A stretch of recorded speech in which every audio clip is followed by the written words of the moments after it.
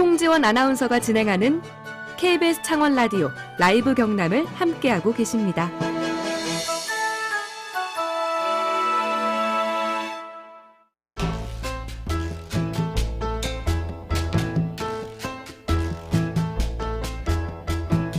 지역에서 발견하는 세상 이야기를 함께 나눕니다. 김태훈의 썰.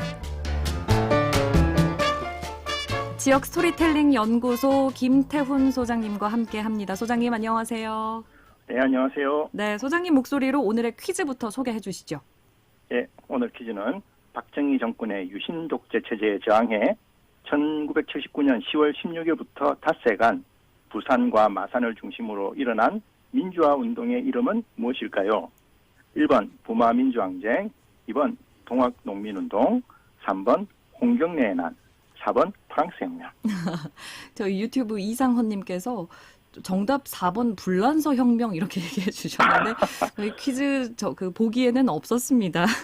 오늘 퀴즈 정답자는 방송 끝날 무렵에 발표해 드리고요. 정답은 샵 2891번, 샵 2891 또는 카카오톡 플러스 친구 라이브 경남으로 보내주시면 추첨을 통해서 커피 교환권 선물로 보내드리겠습니다.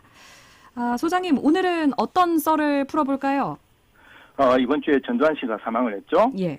그래서 전두환 하면 광주와 이제 주로 연결을 짓는데 보통 그분이 우리 지역 마산과도 밀접하게 관련이 있는 인물이라서 오늘 그 얘기 좀 해볼까 합니다. 저는 뭐 합천 얘기하실 줄 알았는데 왜냐면 전두환 씨 고향이 합천이잖아요. 네네. 근데 이제 마산과 관련이 있다면 오늘의 퀴즈와도 밀접한 관련이 있는 부마 민주항쟁을 얘기하시려고요? 예, 맞습니다. 이게 우리가 흔히 이제 11.6이라 불리는 박정희 대통령 피살 사건, 예. 그게 직접적인 원인이 된 게 부마민주항쟁 때문이라는 거는 아마 다들 아실 거예요. 그렇죠. 그때 이제 만약에 그 김재규 그 당시 중앙정보부장이었죠. 그분이 박 대통령을 저격하지 않았다면 부산과 마산에서 무슨 일이 일어났을까? 한번 유추해 보면 80년 5월 광주 수상이 우리 지역 부산과 마산에서 벌어졌을 수도 있다. 왜냐하면 그렇게 볼 수 있는 근거가 당시 이제 부마민주항쟁 당시에 진압 현장에 전두환 씨가 그 당시 이제 보안사령관이었거든요. 예. 다녀갔다는 기록이 3년 전에 밝혀졌어요. 와, 저 이 소식을 사실 처음 알았거든요. 예, 그 전두환 씨가 보안사령관으로 다녀가고 나서 본격적으로 진압이 시작이 됩니다. 그러면 만약에 11.6이 없었다면 5.18이 광주가 아닌 마산에서도 벌어질 수 있었다. 이런 얘기를 하시는 거예요? 그런 셈이죠. 예. 어떻게 그게 연결이 되는 걸까요? 이게 조금 이제 역사 여행을 좀 해볼게요. 예. 일단 1979년도 여름으로 가겠습니다. 8월에 그 당시 이제 김영삼 전 대통령께서 그 당시 이제 신민당 당수였어요. 야당 당수였는데 뉴욕 타임스하고 인터뷰를 합니다. 그러면서 미국의 결단을 촉구를 하죠. 여기서 결단이란 건 뭐냐면 지금 그 박정희 독재를 끝내라. 미국이 개입을 해라. 그런 어떤 요구였죠. 그러니까 당연히 정권 입장에서는 받아들일 수가 없지 않습니까? 그렇죠. 그래서 10월 달에 그 당시 여당이 공화당이었는데 공화당이 주도를 해서 김영삼 의원을 국회에서 제명을 해버립니다. 이게 이제 사건의 계기가 돼가지고 10월 16일 날 부산에서 처음 시위가 일어났고 그 시위가 18일 날 마산으로 확대가 되면서 계엄령이 발동이 되거든요. 예. 바로 그날 계엄령이 발동될 때 낮 12시에 전두환 씨가 방문을 합니다. 원래는 계엄사령관하고 보안사령관하고 직계가 완전히 다르거든요. 예. 그런데 이제 그 보안사령관이 와서 갔다 오고 나서 본격적으로 이제 진압이 시작이 되는 거죠. 그런데 이제 이때 그때는 부마 사태라고 불렀는데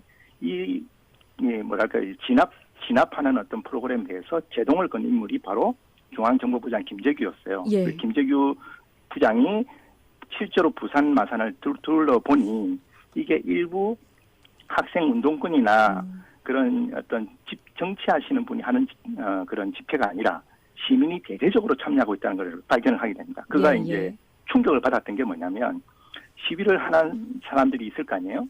그러면 시민들이 그 시위대들에게 마실 걸 주고 먹을 걸 제공해주고 숨겨주기도 하고 이걸 이제 본 거예요. 그러니까 이건 완전히 민심이 떠났다. 이런 상황에서 힘으로 진압하면 큰일 난다.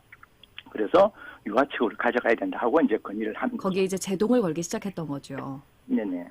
근데 오늘 이야기를 쫙 들어보니까 영화의 한 장면 같은데 제가 지금 떠오르는 건 이제 그 작년에 개봉했던 영화인가요? 남산의 부장들 그 장면이 나오지 않았었나요? 예, 바로 그 장면입니다. 그쵸. 이병헌이 그 역할을 했죠. 예, 예. 그래서 이제 그때 김재규가 나름 이제 충원을 한 건데, 음, 이제 그 당시 이제 권력 투쟁을 하고 있었던 사람이 경호실장이었던 차지철이었고요. 예. 그때 이제 김재규가 이제 마지막에 사형받기 전에 증언한 내용을 이렇게 보면, 그 이제 김재규의 증언을 듣고 박 대통령이 무슨 얘기를 하냐면, 또 부산 같은 사태가 생기면 내가 직접 발포 명령을 하겠다. 그때 4.19 때는 발포 명령자가 사형을 받았거든요. 예. 근데 대통령이 내가 발표를 하면 누가 사형을 시키겠냐 이렇게 얘기를 합니다. 그때 이제 또 바로 옆에 차지철 경호실장이 거들면서 캄보디아에서는 300만 명을 죽이고도 까딱이 없었다. 우리도 데모 대원 한 100만 명, 200만 명 죽이는 거 갖고 까딱이 있겠냐 이런 식으로 이제 거드는 거죠, 대통령을. 사실 이제 그 장면 때문에 김재규 부장이 저격을 하기로 마음을 네. 먹었다라고 이제 진술을 합니다. 예. 그게 그러고 이제 그때 그 일이 있고 나서 일주일이 안 돼서 10월 26일 날 이제 사건이 벌어지게 된 거죠. 그렇죠. 예. 그래서 이제 근데 이제 강경 진압파가 이제 박 대통령도 그때 죽었고 차지철도 죽었는데 한 사람이 남아 있었잖아요. 그게 바로 보안사령관이었던 전두환이었고 예. 그 전두환이 다 이듬해 5월 광주에 공수부대를 투입해서 시민들을 학살하게 되는 거죠. 그래서 만약에 10월 26일에 사건이 없었고 박정희와 차지철이 살아있는 상황에서 마산에서 계속 시위가 일어났었다. 그러면 아찔하네요. 아찔하죠. 예, 그래서 저는 이런 점 때문에 부마 항쟁과 광주 민주화운동은 한 사건으로 봐야 된다. 두 개 다른 사건이 아니라 예, 그렇게 좀 주장을 하고 싶습니다. 근데 제가 소장님 이야기를 들으면서 좀 궁금해지는 건 이거예요. 네. 당시 김재규 중앙정보부장이 보고한 내용을 보면 시민들이 시위대에게 뭐 먹을 걸 주고 뭐 숨겨주기도 하고 했다고 하셨잖아요. 네네. 그러니까 어떤 상황이었길래 그 정도로 정부에 대해서 그러니까 그 민심이 완전히 돌아서게 된 걸까요? 일단 첫 번째는 그 당시에 이제 유신 독재 시기였기 때문에 예. 그 막걸리 보안법이라고 있었어요. 말 한마디 잘못하면 남산에 끌려가고 하는 그런 굉장히 어떤 억압된 구조가 하나가 있었고 또 하나는 뭐냐면 경제적인 문제가 있었거든요. 경제적인 문제. 예, 1978년도 12월 달에 바로 전해 12월 달에 이란에서 이슬람 혁명이 일어납니다. 호메이니.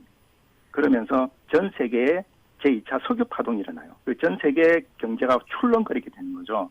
근데 그때 우리나라는 수출에 완전히 몰빵을 하고 있었을 때거든요. 그렇죠. 그러니까 굉장히 큰 타격을 입게 됩니다. 그러니까 산업 현장에서 굉장히 억압이라든지 착취가 일어나게 되고 그게 이제 노동 착취로 이제 연결되는 거죠. 그러니까 일자리는 없어지고 물가는 지속과는 그런 데 대한 어떤 민심의 어떤 분노가 그런 어떤 독재의 어떤 그런 억압 분위기하고 그게 맞물려지면서 그게 이제 이때 이제 김영삼 의원이 제명이 되는 그 사건을 계기로 폭발을 하게 되는 겁니다. 그렇죠. 근데 이제 지역 이름을 이렇게 우리가 따서 부마 민주항쟁, 부산 마산 민주항쟁, 또 광주 네네. 민주화운동 이렇게 따로 부르지만 결국에는 이게 하나의 사건으로 이어지는 선 같다는 그런 말씀이 기억에 남을 것 같네요.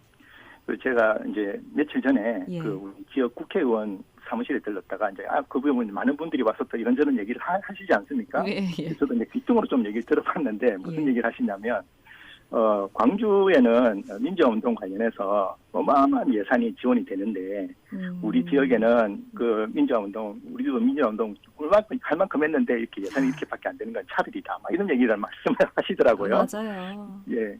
근데 그거는 좀 너무 안이하게 본 거 아닌가. 예를 들어서 물론. 어떻게 보면 어떤 면에서는 우리한테 올 수 있는 그런 또 위기가 어떻게 보면 이제 김재규 덕분에 우리는 그 이제 칼날을 피한 거고 그 칼날이 이제 광주로 간 거잖아요. 예. 그래서 이걸 수평에 놓고 누가 예산이 많냐, 누가 예산이 적냐 이렇게 누가 잘했냐 이게 따지는 거는 너무 좀 유치한 것 같고요.